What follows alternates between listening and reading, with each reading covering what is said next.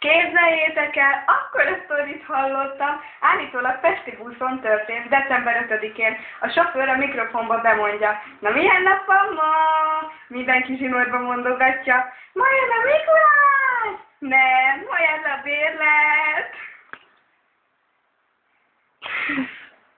Volt két emberke, az betont kevertek, az egyiknek belement a papucsába a kavics, az így megrázta, a másik meg azt hitte, hogy rázta az áram, az fejbe vágta egy lapáttal, azt eltűnt a keze. Jó, akkor felhívom a Ricsit, azt megbeszélek vele minden, csábozd meg!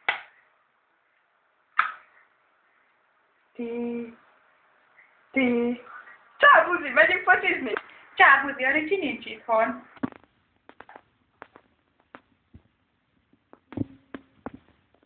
Csábozd meg, a Ricsi nincs otthon, majd a pályán találkozunk, az anyjával beszéltem.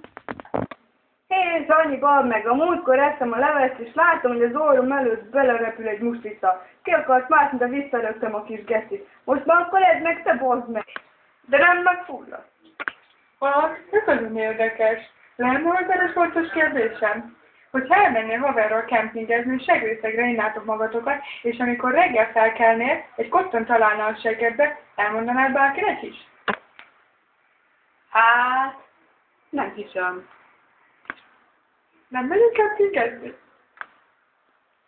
Anyám oda tette a fogkrémek közé a kézkrémet. Olyan semmisek a fogaim, hogy kicsúszik a zsíros kenyér.